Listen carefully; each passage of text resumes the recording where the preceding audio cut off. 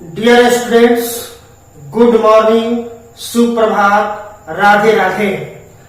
आज हम लोग 12 के मैथमेटिक्स के एक बहुत ही इंपॉर्टेंट टॉपिक डिफरेंशियल कैलकुलस के बारे में जानेंगे, जो बोर्ड एग्जाम की दृष्टि से काफी महत्वपूर्ण है। हालांकि डिफरेंशियल कैलकुलस की शुरुआत 11 से ही हो जाती है, तो इस दृष्टि से यह टॉपिक 11th और 12th दोनों के लिए काफी महत्वपूर्ण है। डिफरेंशियल कैलकुलस की शुरुआत दो समस्याओं के समाधान खोजने में हुआ। फर्स्ट, किसी कर्व के स्थित किसी बिंदु पर नॉर्मल लाइंस का इक्वेशन प्राप्त करने के लिए।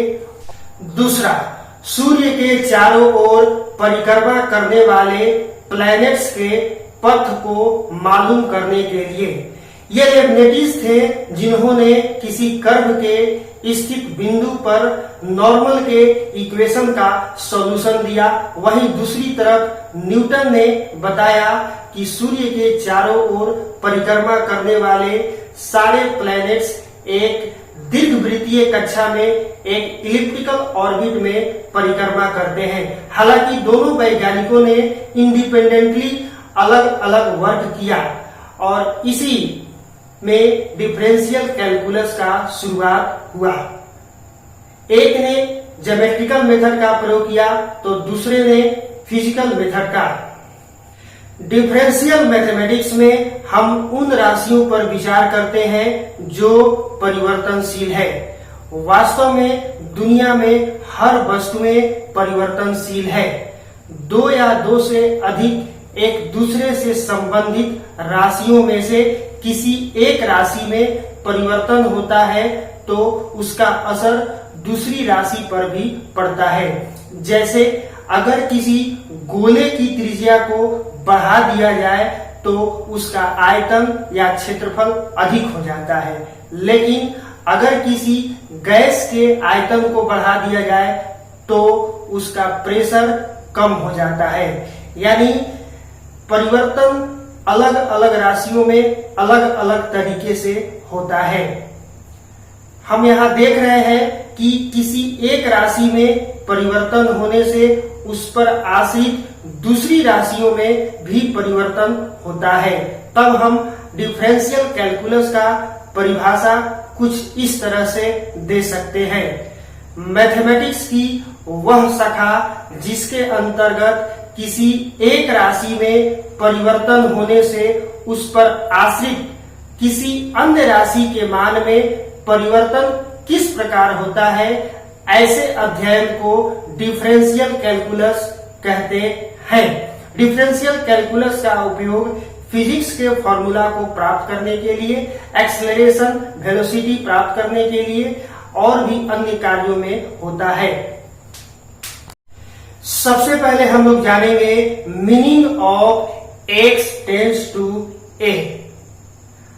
अगर कोई वेरिएबल नंबर x ग्रेजुअली घटते घटते अपने मान को इतना प्राप्त कर ले कि उसका मान किसी भी धनात्मक संख्या से छोटा हो जाता है, तो हम कह सकते हैं कि x का मान शून्य की ओर अग्रसर हो रहा है। x tends to 0। इसी प्रकार अगर कोई संख्या x ग्रेजुअली घटते घटते अपने मान को इतना प्राप्त कर ले कि वह छोटी से छोटी संख्या से भी छोटी हो जाती हो, तो ऐसी स्थिति में भी हम कहते हैं कि x का मान शून्य की ओर अग्रसर हो रहा है, यानी x टेंड्स टू 0। अब हम डिफरेंशियल कोएफिशिएंट यानी डेरिवेटिव के बारे में जानेंगे। इसके लिए हम एक फंक्शन पर विचार करते हैं। Let y is equal to fx where x is a variable quantity. अब हम ये मान लेते हैं कि x में स्मॉल इंक्रीमेंट यानी स्मॉल चेंजिंग डेल x होता है, तो जैसा कि मैंने डिफरेंशिएशन के परिभाषा में बताया था कि एक राशि में परिवर्तन होने से उस पर डिपेंडेंट राशि में भी परिवर्तन होता है, तो यहाँ y में भी कोई परिवर्तन होगा और यहाँ पर हम y में अल्प परिवर्तन स्मॉल चेंजिंग डेल y मान लेते हैं। तो y में स्मॉल चेंजिंग हो गया डेल y और x में स्मॉल चेंजिंग हो गया डेल x। चूंकि ये फंक्शन है इसलिए हमें f लगाना होगा। ये हो गया आपका इक्वेशन 2। अब हम ये ज्ञात कर लेते हैं कि फंक्शन में कितना चेंज हुआ। Change in function, change in function. तो फंक्शन में चेंज ज्ञात करने के लिए हमें इक्वेशन 2 में से इक्वेशन 1 को सब्सट्रैक्ट करना पड़ेगा। y plus del y minus y equal to F X plus del x minus F X. यहाँ y से y कैंसिल हो गया। अब मैं यहाँ दोनों तरफ डेल x से डिवाइड कर देता हूँ। Dividing del x both side, dividing del x both sides, del y upon del s equal to F X plus del x minus F X upon del x। This value del y upon del x या F X plus del x minus F X upon del x, ये value जो है आपको किसी function में होने वाले परिवर्तन का औसत मान देता है, एवरेज वैल्यू देता है।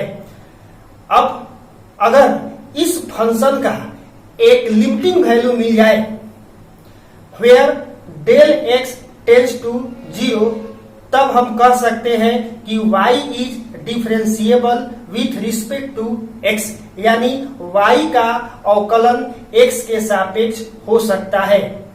तो हम यहाँ पर एक लिमिटिंग वैल्यू ले लेते हैं।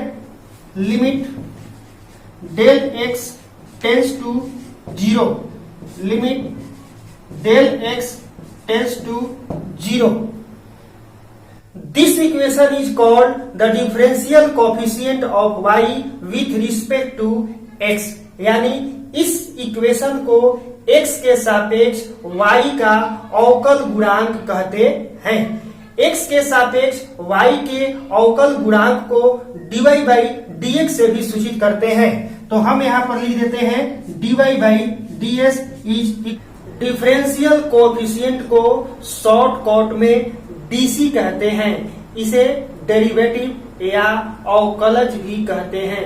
अब हम बाई फर्स्ट प्रिंसिपल यानी प्रथम सिद्धांत से अवकलज ज्ञात करेंगे। सबसे पहले ट्रिगोनोमेट्रिक फंक्शन साइन एक्स का अवकलज बाई फर्स्ट प्रिंसिपल ज्ञात करेंगे।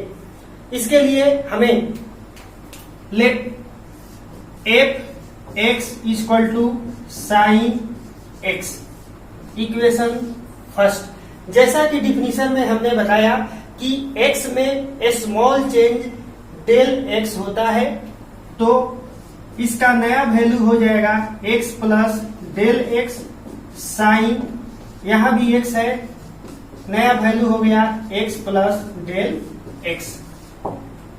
डिफरेंशिएशन के परिभाषा से we know that dy upon dx equal to limit del x tends to 0 F X plus del x minus F X upon del x। अब इस formula में हम F X plus del x और F X का मान रखेंगे। Limit del x tends to 0, F X plus del x का मान है sine x plus del x, F X का वैल्यू है sine x upon del x।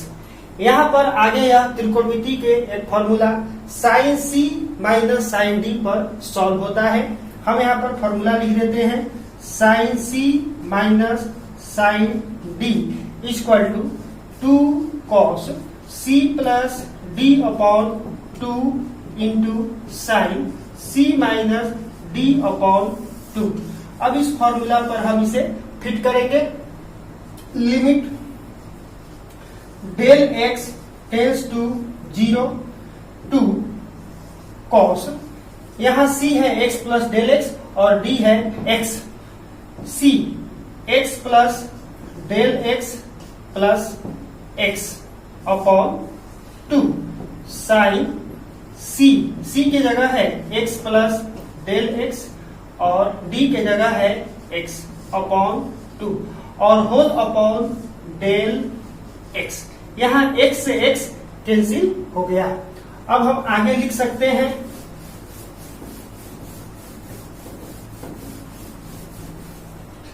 Limit del x tends to 0 two cos x और x 2x plus del x, मैं यहां पर 2 का पार्टीशन कर देता हूं अपॉन 2 साइन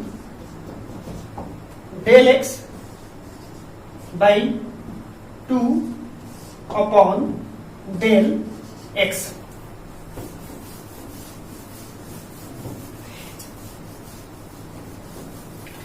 यहां पर हम एक लिमिट का फॉर्मूला प्रयोग करते हैं। Limit x tends to 0 sine x upon x equal to 1।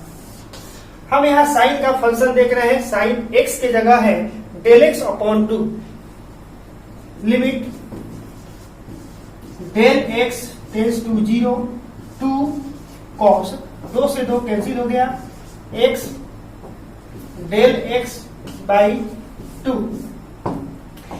इसे फॉर्मूला पर लाने के लिए हमें डेल x बाई 2 से भागा देना पड़ेगा और डेल x बाई 2 से गुणा करना पड़ेगा। साइन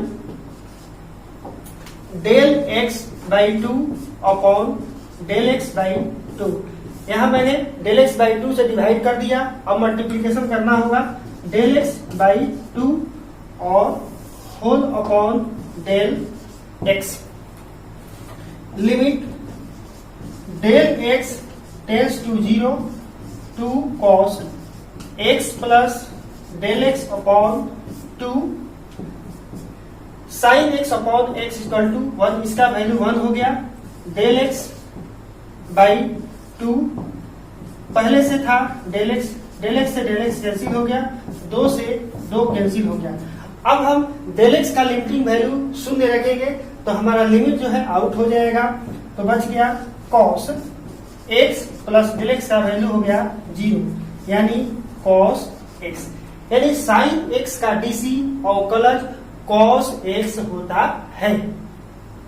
इसे हम लिख सकते हैं d by D X sine x equal to cos x, इस तरह से लिखते हैं।